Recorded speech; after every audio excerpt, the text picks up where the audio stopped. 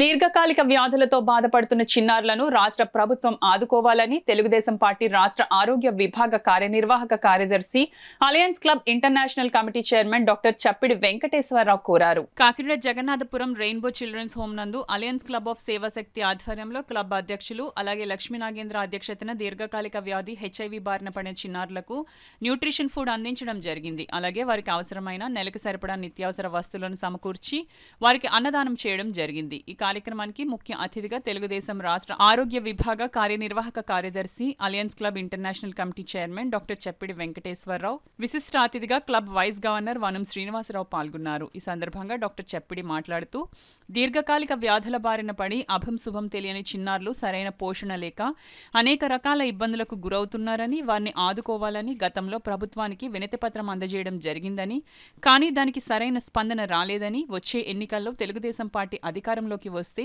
ఇటువంటి చిన్నారులకు పెన్షన్ ఏర్పాటు చేసే దిశగా చర్యలు చేపడతామని అన్నారు. ఈ కార్యక్రమంలో మరొక అతిథి district child welfare officer CH Venkatrao మాట్లాడుతూ సమాజంలో ప్రతి ఒక్కరూ బాధ్యతాయుతంగా ఉంటూ ఇటువంటి కష్టాల్లో ఉన్న వారిని ఆదుకోవాలని పిలుపునిచ్చారు. అలాగే ఈ చిన్నారులకు స్పాన్సర్స్ ఇప్పించే దిశగా ప్రభుత్వాన్ని కోరుతామని అన్నారు.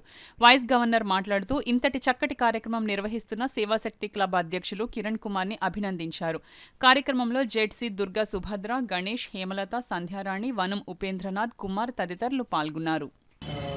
గవర్నమెంట్కి చెప్పడం జరిగింది. పూర్వం తెలుగుదేశం గవర్నమెంట్లో ఉన్నప్పుడు వీళ్ళకి పెన్షన్లు కూడా ఇవ్వడం జరిగింది. ఇప్పుడైతే అవి ఏమి లేవు.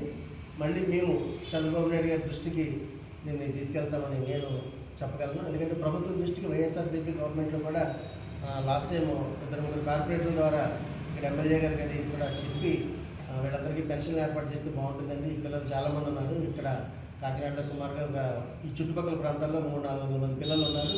వీళ్ళందరికీ ఈ విధంగా వాళ్ళకి పెన్షన్ ఏర్పాటు చేస్తే బాగుంటుందని చెప్పేసి చెప్పడం కూడా జరిగింది. అయితే ఎందుకు అది అమలుకు నోచుకోలేదు.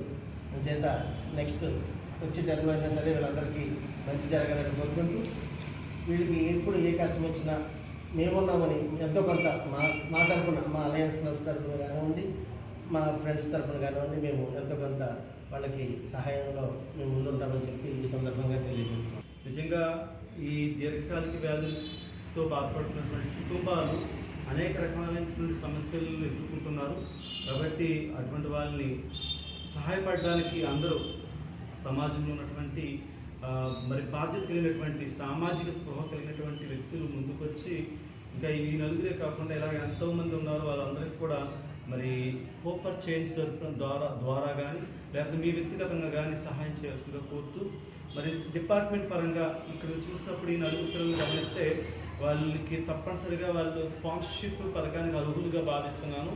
నేను వారి వివరాలు కూడా పీడీ మేడం ద్వారా కలెక్టర్ గారికి పెట్టి వాళ్ళ కుటుంబాన్ని మన స్పాన్సర్షిప్ పథకంలో తీసుకురావడానికి, వాళ్ళ కుటుంబానికి ఏదో విద్య కానీ ఆరోగ్యానికి సంబంధించినటువంటి సహాయ సహకారాలు డిపార్ట్మెంట్ తరఫున కూడా అందించడానికి మేము కృషి చేస్తామని చెప్పేసి తెలియపరుచుకుంటున్నాము. హోప్ ఫర్ చేంజ్ తర్వాత ఇక్కడికి వచ్చినటువంటి పెద్దలందరికీ కూడా ధన్యవాదాలు తెలియజేస్తాం. వ్యాధులతో బాధపడుతున్న పిల్లలు చాలామంది విలేజెస్లో కూడా చాలామంది ఉండడం జరుగుతుంది. వాళ్ళందరికీ కూడా మానవతా దృక్పథంతో మనలాంటి వాళ్ళందరికీ కూడా ఆదుకోవాలి. అలాగే మాకేమైనా మా దృష్టికి వచ్చినప్పుడు మీకు కూడా తీసుకొస్తాము. మీరు కూడా స్పందించి కొంచెం వాళ్ళకి సహాయం చేయడానికి ముందుకు వస్తారని వెంకటరావు మరీ కోరుతున్నాం. ఎందుకంటే మేము విలేజెస్లో తిరిగినప్పుడు చాలామంది పిల్లలు మేము చూస్తూ ఉంటాం.